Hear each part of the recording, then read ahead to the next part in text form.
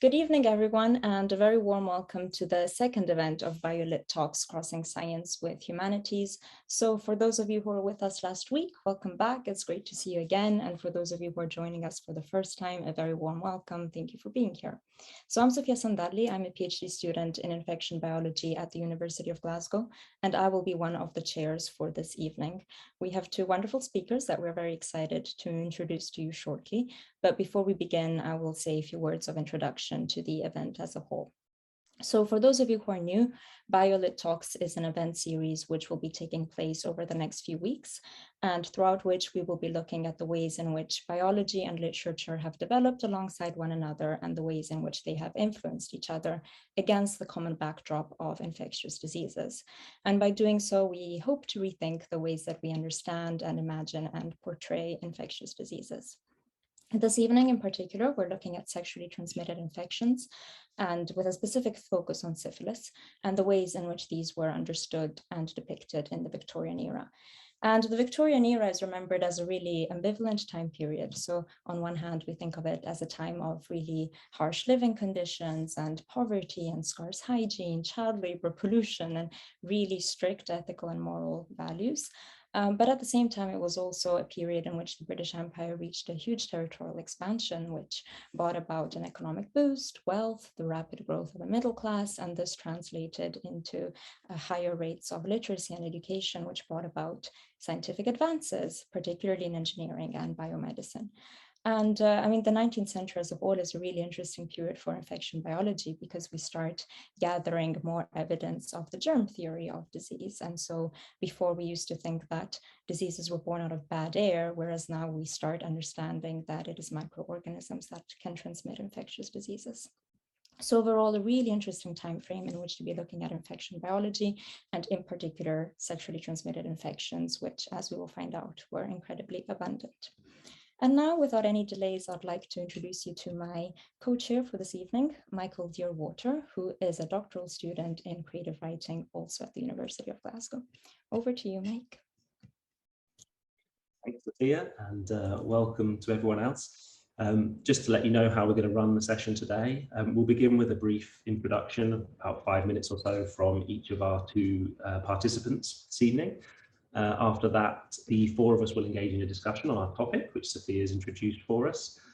During that time, the chat will be running. So if you have any thoughts you want to share with one another, feel free to do so.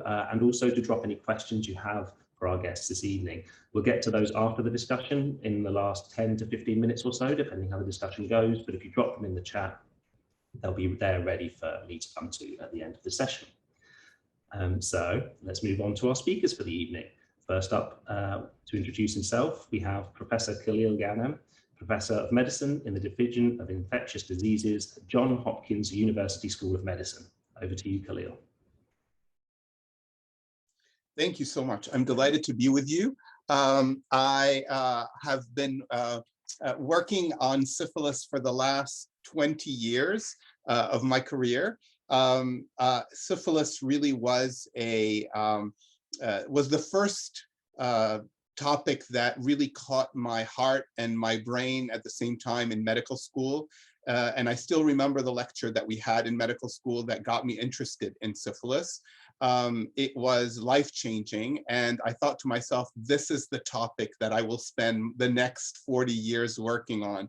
I hate to tell you, but the rates of syphilis ever since I've been working in syphilis have not stopped going up. So clearly I'm not very successful at what I'm doing, but it's been a joy thinking about this infection. It has an incredible history, and it continues to make history.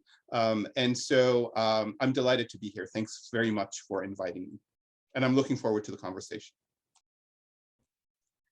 Thanks, Khalil. And the rest of you will also notice our other participant on your screen. This is Dr. Jennifer Wallis, a lecturer in the history of science and medicine and medical humanities teaching fellow at Imperial College London. Over to you, Jen. Thanks, Michael. Hi, everyone. Yes, so coming from a rather different background from Khalil, my background is in history. I did a PhD in the history of psychiatry, which focused particularly on general paralysis of the insane in the 19th century, which is generally understood to refer to neurosyphilis, so the final stages of syphilis, which had all sorts of physical and mental manifestations and symptoms. And so I think I retain an interest in that, even though I maybe have not been too active working on it for several years. But I'm really looking forward to being able to talk about this with Khalil and get a different modern perspective on this as well. Great, thanks, Jen. And I wonder if we could open up our discussion by thinking a bit about why the Victorian era in particular was so formative in the way that we imagine, depict and research STDs. I don't know if you want to kick us off with thoughts on that, Jen. I guess there are several factors to think about here, and part of that is the social and political aspect. So you're in a period where you know, people are talking more about things like marriage, about women's rights, about you know, those kind of family issues and morality issues.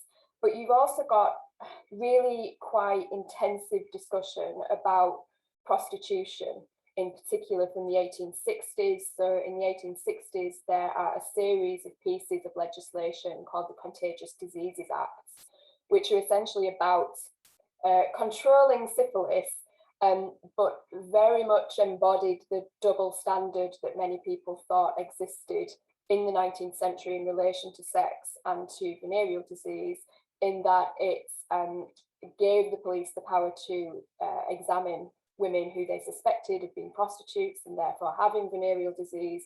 If you were found to have it, you could actually be locked up in what was called a lock hospital and detained and treated. Men were not in this equation, so when there was a royal commission on the subject in the 1870s, they actually explicitly say, when somebody says, well, maybe we could ask men to you know, be part of this control as well. It's suggested that you can't do that because it's part of men's natural kind of propensities, and you can't really control the men in that sense. And all of this is going on with, you know, anxieties about degeneration, about the supposed degeneration of the race in the late 19th century, the worries about the military being unfit, which is often linked to high rates of venereal disease. And so you've got all these different factors coming together that I think just make this perfect storm, where it's very much in the medical profession's interest to make themselves useful in relation to this specific disease. And perhaps, Khalil, I was wondering, since we will be talking about syphilis for a long chunk of this evening, if you could give us a bit of a general biological overview of what syphilis is. Sure. I'll start by telling you this. We talk a lot about stigma related to sexually transmitted infections, and it really, it applies, of course, to syphilis as it does to all of the other sexually transmitted infections. But what we don't talk about a lot in the settings of sexually transmitted infections, and I think is so critical as it relates to syphilis, and you'll appreciate it when we talk about the stages of syphilis. And I still remember Dan Musher, who was my teacher in medical school, and I was sitting and he talked about the cruelty of syphilis. And I think that it's hard to think about another infectious disease or disease in general, even neoplastic diseases, even cancer, that approaches the level of cruelty that one endures with syphilis in the pre-antibiotic era. So remember, we're talking about the pre-antibiotic era. And usually what happens with syphilis is that the exposure happens, and within days after the exposure, before any clinical symptoms appear, the organism has already penetrated the brain, the spinal cord, potentially the eyes. It's already widely disseminated throughout the body, and yet the individual has absolutely no symptoms. And then essentially what happens is several weeks later, usually about a month later, at the site of the exposure, you will develop usually an ulcer that's painless. And that's actually important because that first stage is usually identified in men, but not in women, because it's a painless ulcer And it's harder to detect a painless ulcer at the site of exposure in women than it is in men. And so women usually will go undetected at that stage. Men will usually see the ulcer. And here, assuming that we're not treating anybody, the ulcer will essentially disappear because the immune system kicks in and is able to get rid of it, but not get rid of the infection altogether. And in fact, the organism is replicating and is replicating rapidly. Several weeks after the ulcer disappears, then you have the secondary manifestations of syphilis. And the secondary manifestations of syphilis are the most interesting and exciting manifestations because every potential organ system in the body can be affected. You can have rashes, you can involve the eyes, the brain, the spleen, the intestines, the heart, the bones, the circulatory system. Every single part of the body can be affected in secondary syphilis. And usually at some point, the immune system will kick in and will essentially clear the infection, but not cure the patient. The infection is still there in parts of the body, but the manifestations are gone. And that's what we refer to as latency, a latent period of the infection. And the cruelty of syphilis now begins, right? Because now you have no cure, you have no symptoms or signs of the infection, and you have no idea what's going to happen over the next 50 years.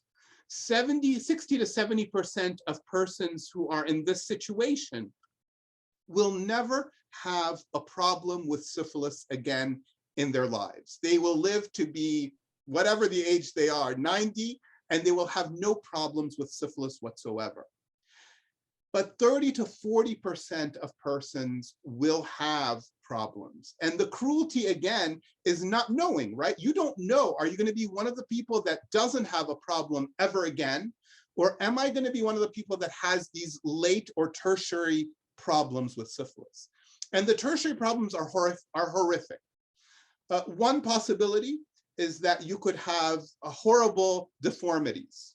The syphilis, it's called gummatous syphilis, and syphilis, the immune reaction in the body will essentially attack the organism, and often it happens in cartilage, very often in the face, the nose, etc.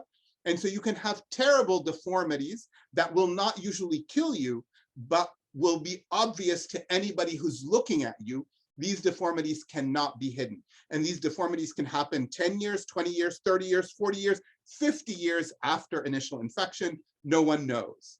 The other possibility is you could essentially die within seconds from an aortic aneurysm. So syphilis affects the blood vessels, in particular the area that emerges. The aorta is the main blood vessel. It emerges from the heart, right at the spot where it emerges from the heart and where the pressure is greatest. Remember, the heart is a pump. And where the pressure is greatest, it causes weakening in the artery, and it causes aneurysms.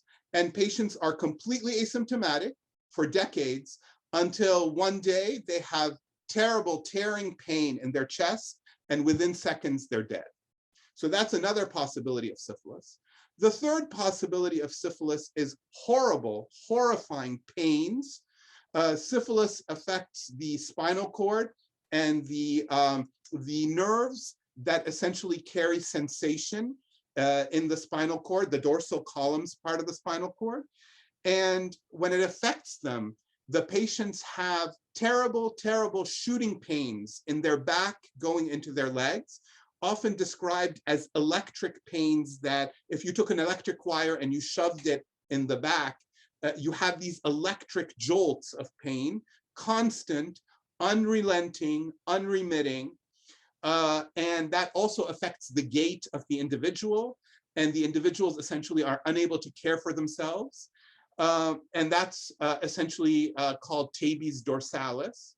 Or if you're truly unlucky, you will have what Jen essentially described earlier, and we'll talk about some more, and that is general paresis, or sometimes referred to in the olden days when we were less politically correct, we would say general paresis of the insane. And essentially what happens is syphilis is affecting the brain, and it's leading to many potential outcomes. Either the person becomes catatonic, the person becomes delirious and ultimately causes dementia, or essentially the patient becomes violent, in some cases bipolar. So essentially, depending on where it affects the brain, you can have different clinical manifestations. So the cruelty of syphilis is remarkable because you never know what's going to happen. I mean, diseases are cruel when you don't know what to anticipate. And I think with syphilis, it is really that kind of disease. You may be just fine, or you may experience horrible complications from the infection. And that's essentially syphilis when it's untreated. A horrible, horrible disease. And thankfully, we do have antibiotics. Jen, I was wondering, Khalil described this as such a horrible, but also visible disease. So was this fear of syphilis perceived in the Victorian era?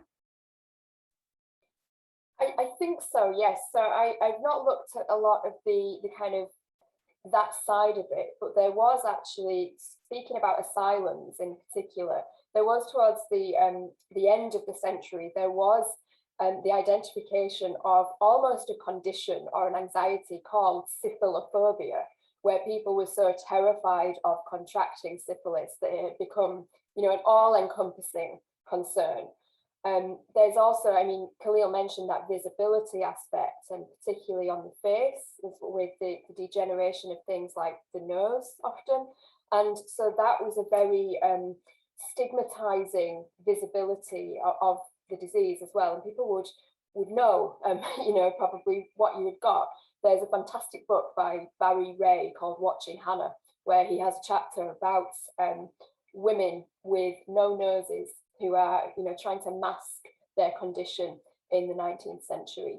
I think in terms of kind of fear and anxiety about syphilis, my work has looked at syphilis and views of it more from the medical side, where there is a huge anxiety kind of on the societal level about the rates of venereal disease, and particularly, they weren't calling it syphilis then, but of general paralysis in the 19th century, because it seems to many people that the rates of this are going up exponentially in the last quarter of the century, that the number of people who are in asylums diagnosed with general paralysis, which is that final stage that Khalil described, seem to be going up. And there's lots of discussion about why that might be, which, as you can imagine, is bound up with discussions about morality, about prostitution, about the passing on of syphilis from parent to child as well. But it's also important to think as well that, you know, we are dealing with a historical diagnosis when I'm looking at general paralysis. And it was, and I'm sure Khalil has seen this in more modern materials as well, but syphilis is often described as the great imitator, because it's got this really wide range of symptoms that look like other things. And of course, with all those different stages that Khalil described as well, these could not be picked up necessarily at the right time. A patient might well have forgotten a symptom that they had 10 years ago that might be relevant. And so in the 19th century, there's a lot of discussion about what general paralysis is. It's only in the early 20th century that the link with syphilis is conclusively made, although many people had suggested it previously. And so it's bound up in the last quarter of the 19th century with discussions about things like alcoholism, because some of the symptoms look like alcoholism. And so there is a real concern about, you know, what is this? Because there's a self-interest with these asylum superintendents as well, that here is, you know, we've got a huge network of asylums across Britain and many other countries by the second half of the century. And these are, you know, they want to have a good rate of cure and a good rate of recovery. And general paralytic patients do not help the cure rates of these institutions. They go in and they invariably die there. They are at the end of their life. And so there is a definite self-interest amongst psychiatrists who are at that time still kind of forming themselves as a professional group and trying to prove that they are part of the medical community. They want to show that they can fix this. They want these incurable patients out of their institutions as well. I do want to highlight one thing, which in reading one of the questions that came up, I realized that I would be remiss in not mentioning this. I think the weight of the negativity associated with syphilis, the cruelty of syphilis, weighs much more heavily on women than on men. And that's because men and women have similar outcomes as I described, but there's something that women have to endure that is different than what men have to endure. And that's the issue of the potential to transmit the infection to the fetus or to the newborn. And syphilis's cruelty is so obvious there because, again, women often will be less likely to be symptomatic early on. Women would get married and get infected by their husband. And then women would be expected to carry the child.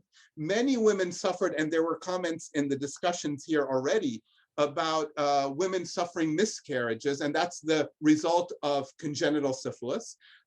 Keep in mind that syphilis is only transmissible sexually during the first year of infection. After the first year, even in untreated patients, they're not going to transmit it to others. But vertical transmission, syphilis going from the mom to the newborn or to the fetus, can be transmitted during all the stages of infection, even the late stages of infection. And so you have women who get pregnant who have no idea whether their infant is going to be born with, whether they're going to be able to have that child, or whether they're going to have spontaneous abortions and the death of the fetus. And if they do have the child, will the child be born with terrible deformities, congenital syphilis causing terrible central nervous system deformities, deformities of the eye, hearing, etc.? Or even more cruel is a child born that appears normal at first and then develops the complications of syphilis at the age of 5 or 10 or 15 years of age. And so you are lulled into believing that the child is going to be fine, and yet that child develops terrible complications. I mean, one of the complications is syphilis gets into the bone of an infant. And essentially, as the infant is growing, particularly the bones in the legs, the infant grows and appears normal. And yet when the infant reaches a certain age of usually 5 or 6, the weight of that child is so great on these diseased bones that the bones will essentially break in two as they're walking. I mean, devastating cruelty that is beyond belief. And women had to, and women were often, and this is something that Jen may sort of expound on, but women were often blamed for the sequelae that were seen in their children, in the children. And so truly devastating. I think if I can just add to what Khalil was saying, because you mentioned, you know, the place of women in all of this, and when you look at the late Victorian period in particular, there's kind of another layer of that cruelty, as you term it, as well, in that they were often, you know, did not have the same kind of medical knowledge that was, you know, more freely available to men. And there were also many instances in which women were not told about a husband's illness. So a husband might well know that he had had syphilis, that he'd had another kind of venereal disease, and it wouldn't necessarily be something that he or the family doctor would feel was appropriate to share. And so that issue that you talked about, Khalil, of passing this on was compounded by that as well, about that double standard about, you know, men can have sex before they're married and do whatever they like, but women kind of need to be a little bit sheltered and kept in the dark, although we shouldn't you know, think of the Victorians in general, in terms of this kind of prudish, completely ignorant, innocent, mindset, because there's lots of work done recently, the work of Fern Riddell, for instance, which talks about Victorian knowledge of sex. And so there were ways to get these things. There were discussions about birth control throughout the century, if people knew where to get them. But in general, there was that sense of propriety made people want to shelter women away from that kind of knowledge. I mean, I think that's where we can bring in the literature of the period, because a lot of what's been discussed, I think the complexity of the disease lends itself to quite a lot of sensationalism and moralizing. And Jen, you referenced this in terms of institutional attitudes, battling over who this disease belongs to, whose fault it is. And it would be interesting if either of you could talk about the ways in which the literature either encouraged the research to focus in on that, or actually worked against it in times by apportioning this blame and sensationalizing the illness. There was, so I mentioned that syphiliphobia earlier, and links to what I was just saying about birth control information as well. I vividly remember one case in the casebook of the asylum that I studied in Yorkshire in the 1880s, I think it was, where one man had been admitted, and his condition, he wasn't diagnosed with general paralysis, but his condition, which was highly anxious and also very depressed, was attributed to the fact that he'd been reading pamphlets about syphilis and about these things, and he'd become so upset and worried about this that it actually led him to the asylum, these worries. But in terms of literature, I mean, there's some really key examples in the 19th century, which are often associated with the New Woman novels. So these were the 1890s, where you had women authors mostly, but there were also a couple of men who wrote what might be termed New Woman fiction. And the New Woman was independent, and she talked frankly about things. And so you have books like Sarah Grand's The Heavenly Twins in the 1890s, which has somebody passing syphilis on to a partner. And even though it's not discussed in lots of detail, so I think Anne Hanley's in the meeting, and she's just written a chapter in a brilliant edited volume called Patient Voices in Britain, where she talks about this book by Sarah Grand and notes that there are really no physical descriptions of the disease. It's kind of more suggestion. And when I looked back at it this week, it seems like the impact of the disease in the Heavenly Twins in particular is coded and is narrated via the child rather than anything else, where the child becomes the innocent, the ultimate innocent figure in that book.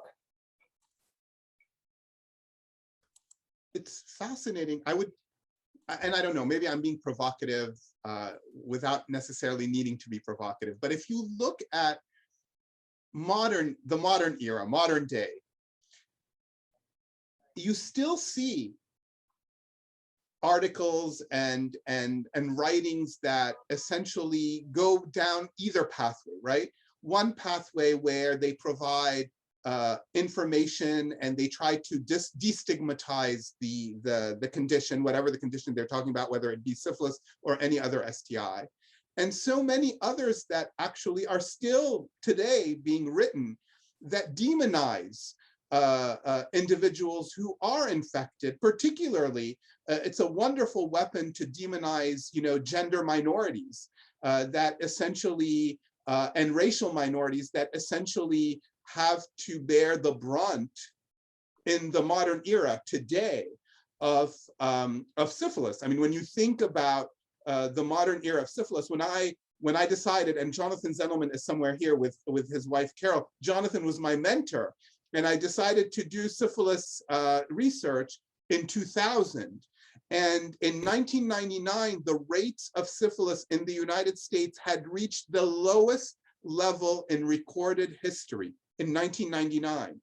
And I remember people looking at me and saying, you want to study a disease that's going to be eradicated by 2010? You're foolish. And the CDC had essentially released their plan to eliminate syphilis by 2010 because the rates had essentially been the lowest levels recorded in the history of the United States in '99. And I thought better of it. And Jonathan said they will never eliminate syphilis, even though we've had a drug, penicillin, that is 100% effective at curing, or close to it, at curing the disease. There is no animal vector. And so the thought was we would eliminate syphilis completely with treatment. And yet, the month after CDC announced the plan to eliminate syphilis by 2010, the rates of syphilis started going back up in the United States and in Western Europe, and the rates have not stopped going up for the last 21 years. In the UK, in the US, the rates have continuously been going up.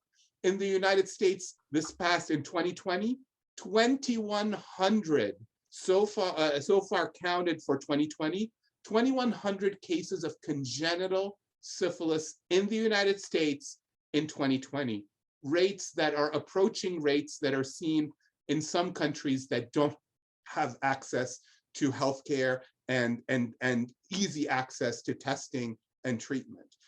And so we have demonized, and of course, when the rates started going up, they were going up particularly among gender minorities, among individuals at risk for HIV, among racial minorities. And we still see writings that essentially demonize these populations. So, Hello. I mean, the sad thing is not much has changed over the years. Good, yourself? Sorry, I think we had someone there. Neither. I'm actually watching One of our tech people can sort that for us. Sorry about that, everyone. I'm sure that wasn't a commentary on Khalil's points there. For a second, I thought it was. But it's interesting to think about that, because of what that also makes me wonder is whether we can also look back and see examples of where this kind of trend in the literature and the writings around the disease have been countered, and where we've seen the medical community work together with writers and people to get more useful research information out to the populace to empower them rather than demonize them. I don't know if there are any good examples you guys can think of.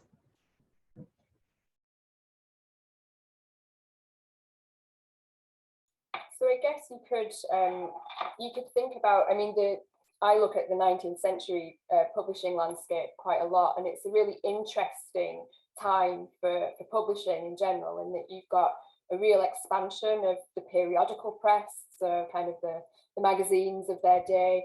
You've got, books becoming cheaper. You've got a lot of pamphlets being circulated, and so there's a lot of fiction which is written by doctors. There's a few doctors who are kind of writing these quasi autobiographical pieces. William Gilbert is one who writes about his experiences as a doctor in the slums of London in the 1850s, and he's very interesting. And you also have, when you look at the medical journals of the day, I think they often look quite surprising in some of the things that they cover.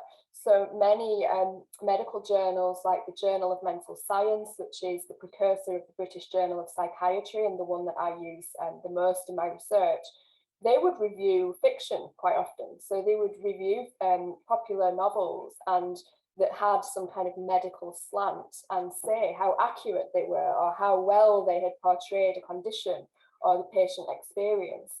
But you've also got thinking about literature and the information that kind of is disseminated to the average person in the street. There's a few instances where this really comes to the fore. So people might have heard of Annie Besant and Charles Bradlaugh, or Charles Bradley, however you want to say it, and they went on trial in the 1870s because they had republished a pamphlet which talked about birth control called The Fruits of Philosophy.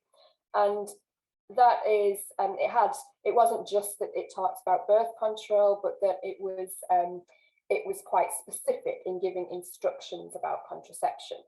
But when you read about this trial and what is discussed in it, it's not so much, or it's maybe about the same amount of anxiety is not about the content of the thing, but the fact that it only costs sixpence.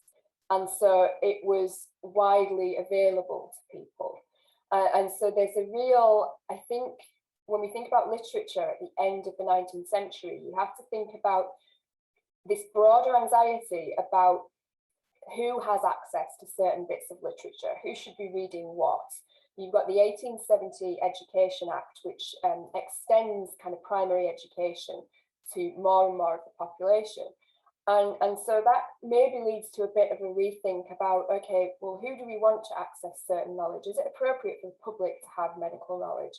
But at the same time, as you've got people worrying about maybe being prosecuted for obscenity if they are too literal in their recommendations about birth control. You've also got doctors who are very eager to put themselves into the popular publishing arena, and will write very kind of like in normal language. They will talk about a condition in a newspaper, for instance, but not often sexually transmitted diseases. I think that is a really interesting point, especially because for scientists, so much of their job is that of communicating their science. And with something like syphilis, Khalil, when before you were mentioning that rates are going up in North America and in Western Europe, I was thinking, well, how is this possible? We have better sex education, we have safe birth control that's widely accessible. So my thoughts are, as a scientist, how do you find communicating these topics? I would say one thing before I tackle that question. And so Jen talked about literature, but if you look at the literature in the 19th century, the medical literature, so scientific literature, it's horrifying. I mean, when I started studying syphilis, Anne Rompalo and Jonathan Zendelman both said you have to read everything about syphilis to know syphilis. And I went back and read so many papers from the 19th century, and it's shocking to see the language and the attitudes that were expressed by scientists during that time, and the blame that came through in these scientific papers that essentially helped propagate a lot of the stigma amongst physicians, clinicians, scientists in the field. And so that notion of a scientist who's trying to convey, I think, medical knowledge, appropriate medical knowledge to the communities, to the population, I think to a certain extent is a more modern image, rather than, because when one reads the older literature, one is truly horrified at what we read. And so there have been advances in modern medicine, and certainly advances in modern public health that should be that really need to be highlighted to a large extent, because they were lacking back then. And so now the question was I mean, these rates that are increasing given the interventions. I mean, remember in 1933 or around the 1930s, Thomas Perrin came out with his classic book, Shadow on the Land, and he essentially said, you can control sexually transmitted infections, particularly syphilis. He was talking about syphilis by, at the time, we had at least testing that was valid. And so you test the people, you try to treat them, and you go after their partners, and you educate the population. I mean, that approach to communicable disease control is still the approach that we use today, right? I mean, it's still the approach that we can treat patients too, but it's still the same approach that we try to use for almost all communicable diseases, at least the ones that are reportable. I mean, that's what we tried to do with COVID early on, and then we gave up because we couldn't achieve that.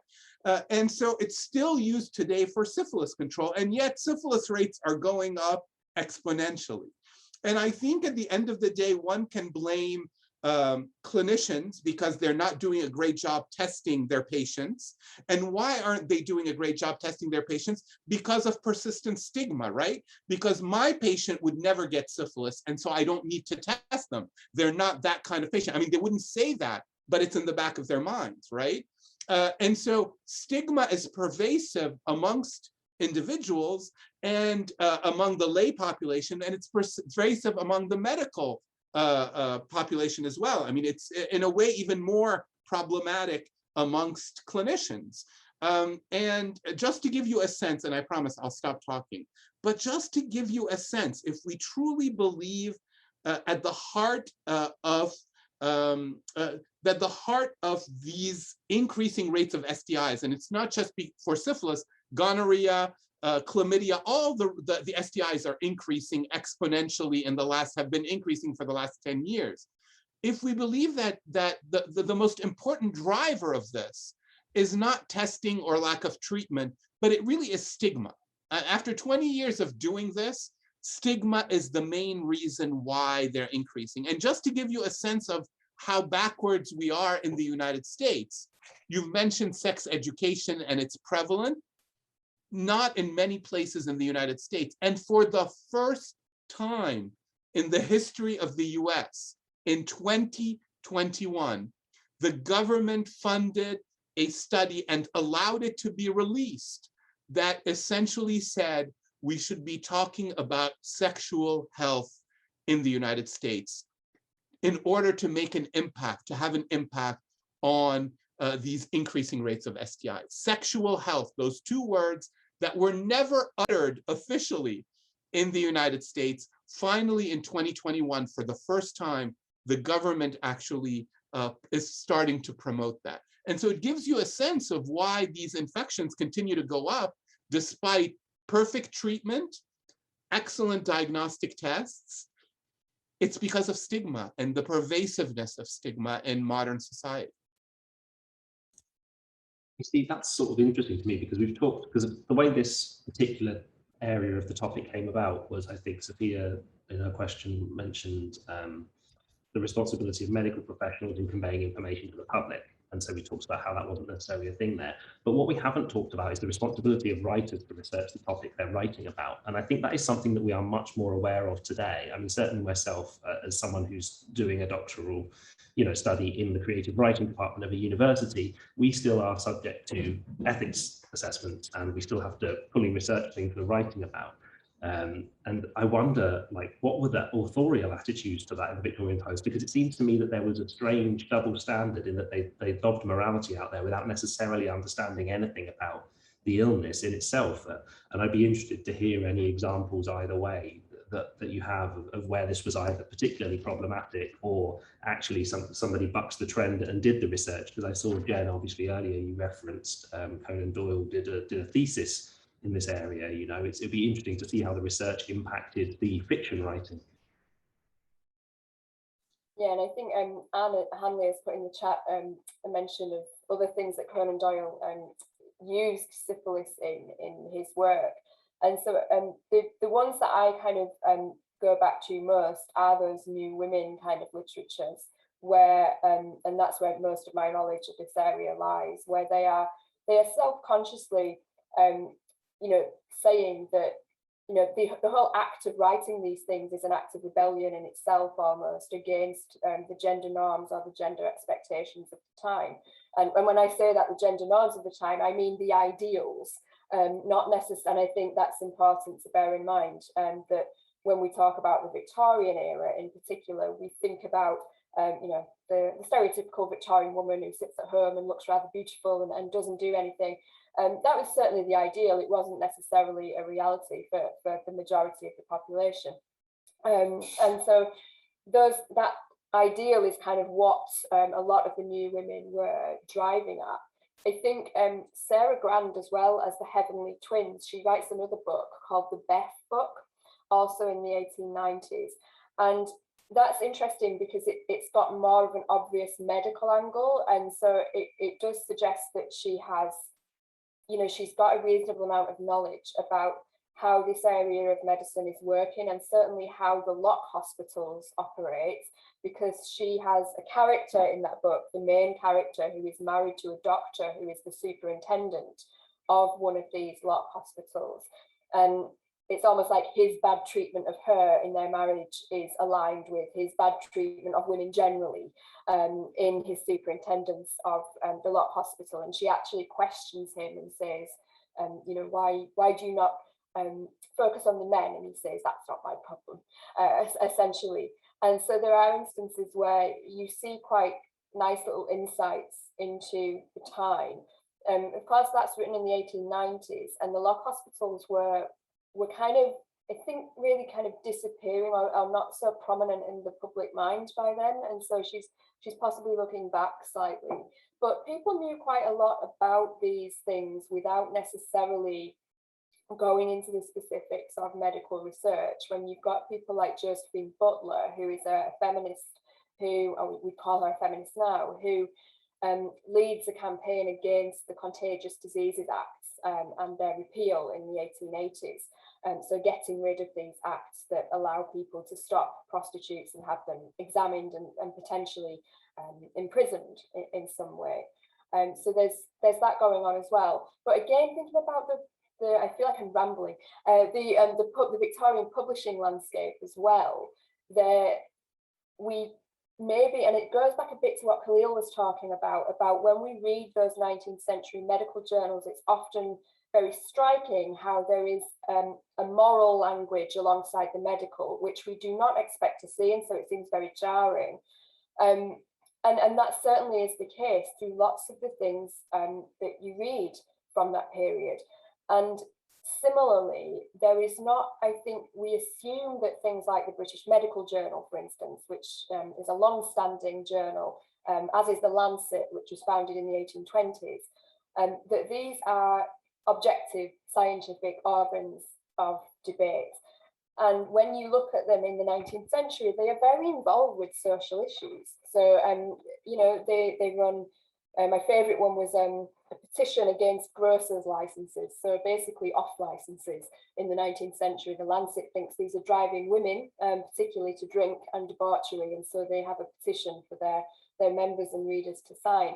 But people beyond the medical profession are reading these things as well. It wasn't just the case that a medical journal was exclusively the preserve of doctors. So there are a few instances where you read memoirs of people who were just maybe interested observers, like to keep up with literature, who were reading, you know, scientific journals, and they were not part of that community.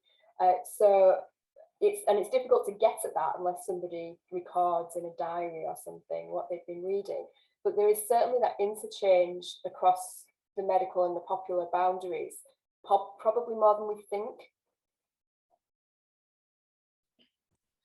So one thing I was wondering, because we've touched repeatedly on the topic of stigma and, well, neurosyphilis, we've directly talked about the brain, is a connection with mental health.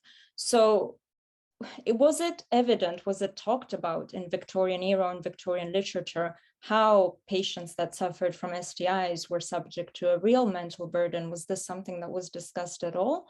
And possibly from a more science side, do we have a connection? We're increasingly starting to understand that mental diseases are a biochemical issue, a brain issue.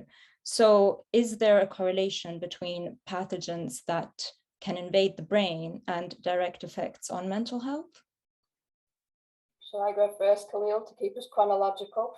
Yeah, so general paralysis in the Victorian era is a difficult one, where it has, because it's got all those manifestations, it's a very messy thing to find in the case books. It's a messy thing for doctors to understand.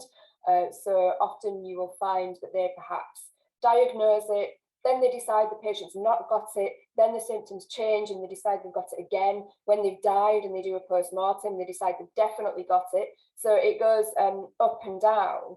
And the actual kind of the mental well-being, I guess might be a better phrase, of the patient is often not discussed explicitly. although what is interesting when you read asylum casebooks from this period, not all of them, obviously, it depends on the particular asylum and doctor about how good they were at record keeping, but a lot of them, you have a little narrative about what has brought the patient to the asylum. And those are often incredibly tragic narratives about the effect that this condition has had on the patient and their family, where, particularly with general paralysis, the asylum has been a last resort. They can no longer care for the patient at home. It was kind of evenly spread in some areas between men and women, but there was a perception that men in particular would present later, at a later stage of the disease, and that was possibly because they had been trying to carry on being the breadwinner for the family for longer, even though they were ill. And a lot of the stories that you read about these particular patients, they've been unable to work, or they've gone through a period of real confusion where they've acted strangely, they've embarrassed themselves and their families. The famous one in the 19th century with general paralysis was the idea that these patients were particularly prey to what was called delusions of grandeur, where they believed that they knew the Queen, for instance, or they had millions and millions of pounds. And so some of them would really get their families into financial trouble because of their behaviour. And so there are very sad narratives in there from that point of view. But when they're actually in the asylum and being not treated, because it was more like a palliative care rather than, a treatment to cure at this time, they are really talked about in terms of, not being coherent, not really knowing what's going on, whether they can answer the doctor's questions. So it's more about competence than anything else at that point. I also think that just like any disease process that can affect the central nervous system, particularly the brain, and it's not just communicable diseases like syphilis, but it could be many different types of diseases. I think that a small subset of patients can have, if you will, the disease can have a felicitous impact on creativity, at least for a while, in a small subset of patients. And yet, I would argue that the majority of patients would not derive any benefit from that standpoint and would be dealing with the negative consequences of of neuronic degeneration, if you will. And so I do think, though, that there are cases where clearly that disease process essentially helped expand, if you will, the creative universe for that individual. And yet those are small numbers compared to the people that have to endure the central nervous system impact of those diseases. Interesting. I wonder how much some of those people were blown out of proportion and therefore viewed as more common than they were. But I should ask you another question myself now, because I realised we should have moved on to audience questions 5 minutes ago, so I apologise for monopolising the chat there, everyone.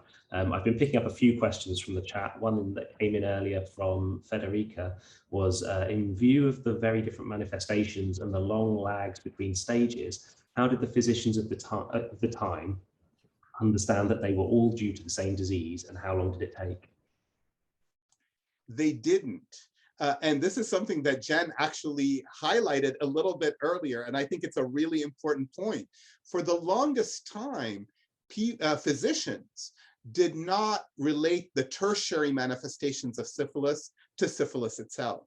And so what you saw with syphilis were the early manifestations of syphilis, and then patients had something else. And as Jen mentioned, was it alcohol-induced changes? Was it? I mean, you could come up with so many reasons, and it really wasn't until, I mean, think about this. We're talking about Victorian era literature, and yet the organism was only identified in 1905, and a diagnostic test was only available, a reasonable diagnostic test, in 1906.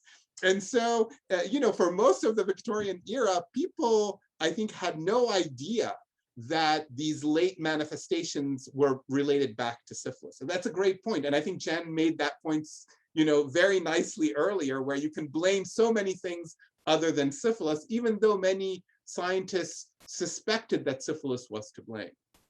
Although there were, I'll just add to that briefly, that there were a couple of doctors earlier in the 19th century who suspected that there might be a link, but that proof wasn't there, that physical proof that you could find. And so a lot of my book about this is about the physical evidence of the body that was being looked at with different technologies and different techniques in the 19th century as they tried to actually find what this thing was.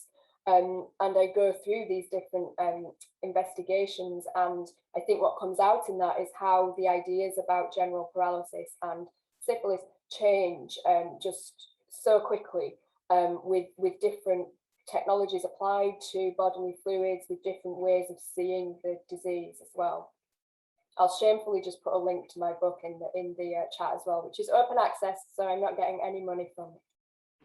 I wouldn't consider that shameful at all. We're all here to hear what you have to say. I would think that's a very useful resource. So thank you, Jen.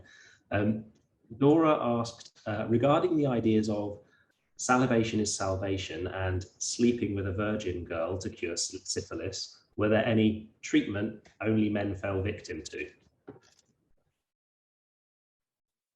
I think there are the odd cases of men having like some kind of abrasive substance applied to the genitals, but that would be when you had those manifestations that Khalil talked about. When you get to the patients that I've looked at in particular, who were at very late stages of general paralysis, were mainly just given bed rest and care. There are some different attempts throughout the 19th century. So I think somebody in the chat earlier mentioned malaria therapy, which was something that was attempted in the early 20th century. You've also got mercury was the classic one that people associate with syphilis. Usually things that were kind of purgative in a way, that were going to kind of disrupt the body in some quite profound way, and so perhaps induce some kind of change. I would just say that as part of the cruelty of the disease is the cruelty that we inflicted on our patients, right? Mercury and the consequences of mercury toxicity are far worse than syphilis. And afterwards, mercury, we used arsenic and arsenical products, far worse toxicities. And then bismuth, terrible toxicities. And I would have to say that women were far more subjected to the horrors of medical care than men any day, and throughout history, and it applies as well to syphilis, and that's worth saying. Also, just to mention, as Jen mentioned, malaria for neurosyphilis, and it works to a certain extent unless you die of cerebral malaria. But the person who came up with that treatment actually won the Nobel Prize for Medicine and Physiology in 1920 or 21. So we're not talking about, I mean, that's kind of shocking, right? Nobel Prize for malaria to treat neurosyphilis in the 20th century. I noticed we're 8. Are you all right to stay maybe perhaps 5 minutes longer? Because we have a couple of questions we could get to. Is that all right? That's wonderful. I also noticed that Anne raised her hand, and since you've been quite active in the chat, Anne, and contributing a lot, I wonder if you did want to unmute and ask a question? Oh, thanks, Michael. It wasn't a question. It was just to say also that, and I mentioned this in the chat, they tried to develop a vaccine for syphilis in the 19th century, and it was based on the same principles of smallpox vaccine, except there's no animal equivalent. So they tried to inoculate other people by transferring pus from one patient to another. But again, that was, like most of what we've discussed, it was mainly inflicted on women rather than men. Interesting. Thank you, Anne. I appreciate you chiming in on that. and also all of the contributions in the chat. They've been really wonderful. One of the next questions actually I noticed you had responded to, but it would be good to hear from our participants. Srini asked, I've read about lock hospitals being set up for those suffering from syphilis. Can you please tell us more about the development of such venereal disease hospitals? How were these lock hospitals in colonial India different from those in Britain? Oh, interesting. So yeah, I've not looked at the Indian equivalents as much, but in this country, they were very much so. They were directly associated with the Contagious Diseases Act. They also tended to be in particular places, so they would be in urban areas usually, and also overrepresented in port towns as well, because this was.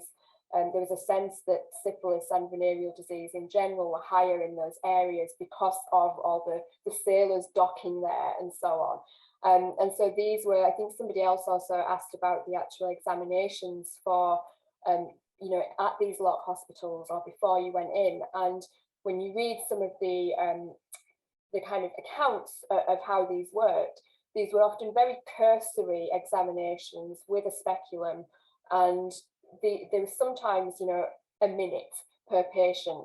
And so this was not a particularly sterile or a particularly, you know, well-organized environment necessarily. If people were put in those lock hospitals, they could be there for up to 3 months. And as people have said, these women would be, you know, subject to various kinds of treatment. The main kind of rationale behind those lock hospitals, when you look at the writings on them, seems to be military health and military efficiency, because as well as you know, the people who are working in these dock areas and are apparently frequenting prostitutes in that area, you have the army and navy docking there, and the first thing they do is to get off the ship and go to visit some local ladies. And so the lock hospitals were really, I think, quite a stark example of segregation and social control, and about vice and a concern with controlling vice. And the historian Judith Wolkowitz has also talked about how those hospitals and those acts as well were very classist. They were very focused on particular types of women. They had a definite idea of who was a prostitute, who was suspect. And so there's, as well as the lock hospital, which is a very private space, perhaps away from prying eyes, the kind of other side of that is the fact that women were increasingly being surveyed in public, and their behaviour and appearance in public was being read in various ways as to their morality and possibly their infectiousness as well. And that was a rambling long answer to what you actually asked, but I hope that's all right. Well, I'm sure I answered the question thoroughly, so that's wonderful. Jill asked a kind of triple header question, which I'll try and condense in the interest of time, which was centered on the question of why you think the rates of syphilis are currently increasing, given the fact that sex education and talking about sex are supposedly less of a taboo. And it also kind of asks, is there a kind of correlation with those increases in different age groups? So is there other particular age groups we're seeing this in? Yeah, it's a great question. And I think that honestly, we don't talk about sex, and we don't talk about sexual health, right? I mean, when was the last time you went to see your physician or the clinician or a clinician, and they you know, said, tell me about your sex life. Are you having a satisfying sex life? That's not what we do in medicine. And so sexual health is still, I think, particularly in this country, but I think throughout the world, in most parts of the world, sexual health is still an illusion, and it's not a reality. And stigma still pervades every aspect of these infections. And until sexual health becomes a reality and becomes the norm, we'll never essentially eliminate stigma. And as long as we have stigma, no matter how effective our therapies are, no matter how effective our diagnostics are, and no matter how effective vaccines are, because right now the NIH is spending hundreds of millions of dollars trying to come up with vaccines. And we know the story of vaccines all too well with COVID. You can imagine what it would be like with a sexually transmitted infection. that's not the answer. At the end of the day, it really has to do with trying to eliminate stigma. And so the last part of the question was age groups. It's interesting that most STIs, the age group that's most effective are the, usually the 15 to 19-year-olds up to 24-year-olds. But with syphilis, it's a little bit older. And it tends to be in the 20 to 30-year age group where you have the highest rates. And that, I think, has to do a lot with the sexual networks of where syphilis is prevalent and where other STIs are prevalent. And so I think that unlike most other STIs where very young people, adolescents and very young adults are particularly at risk, syphilis is a little bit older, skews a little bit older. And I think it has to do with networks. Great, thank you. The questions are still rolling in. I think we'll probably have to call this the last one though, because we're approaching 8:10. And I apologize to those who I don't pick from these last few questions because I can only pick one. I've landed on Antonia, who has asked, was there a similar witch trial way of locking up women, presumably women suspected of having syphilis in the Victorian era? And was there ever a political, social motive to lock up particular women, e.g. particularly the new women that were mentioned?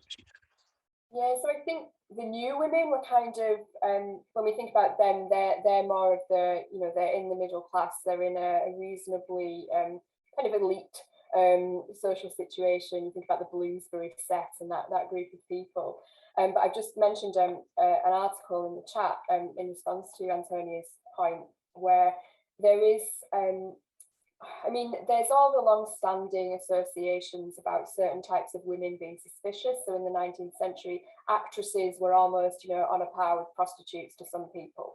There are certain women who are seen as being questionable. But I think what always strikes me is the way that women's appearance and behaviour in public, the places they frequent, whether they are out alone, is something that really, is seen as important by some people, or is the thing that is policed. And that article is about an instance, or a couple of instances perhaps, where women were mistakenly arrested for prostitution when actually they had just been traversing streets together. And so there's a really kind of interesting thing going on about the surveillance of women. Wonderful, thanks Jen, and thanks Khalil as well for all of your contributions to this discussion. It's been really interesting. But now we are at 8:10. I think I should hand over to Sophia to wrap us up, if that's all right. Yeah, I will wrap us up. It's been a really wonderful session. We had a great dose of science and a great dose of literature and history. And it's been, I think I speak for all of us when I say that it's been really interesting and I've learned loads. And the Victorian era really seems to be a period that has left us a huge legacy in science and societal perception of women, mental health, stigma. It's left a lot behind, and there's a lot that we still need to overcome. But no, to say a few thank yous. The first one obviously goes to Jen and Khalil. Thank you very much for accepting our invitation. It's been incredibly interesting and we've loved having you here. A big thank you also goes to the Glasgow Medical Humanities Network, and in particular, Dr. Gavin Miller, to the University of Glasgow's public engagement team, to the Dear Green Bothy, which is a collaborative cultural program at the University of Glasgow. And a big thank you goes to the University of Glasgow's PhD Society, in particular Julia Core, and of course to all my fellow organizers. Michael Dearwater, thank you for chairing this event tonight with me, and all the other people who are part of the BioLit Talks team. So Lorna McBean, Rachel Lewis, Emily Allen, Cleo Dritza, and Patricia Rimby. And of course, a huge thank you to everyone who made it here tonight, everyone who attended and who registered. Please consider attending our future events. We have one for the next 2 weeks, once again, Wednesday at this time. And you can register using the QR code. We will provide a live transcript for those of you who email us requesting one. And also, once this call ends, there will be a survey that you can complete in a separate browser window, and that just helps us gauge how we can improve. So thank you very much. Thanks again, Khalil. Thanks, Jen, and goodbye, everyone. Thank you so much, Sophia and team, for inviting us. Really enjoyed it. Ditto. Thank you so much. What a great discussion. Maybe we can get a copy of the discussion too. The chat has some incredible questions and comments that are worth preserving. So thank you very much. That will be saved too. Thank you. Thank you. Thank you, everyone. It's been wonderful. Thank you.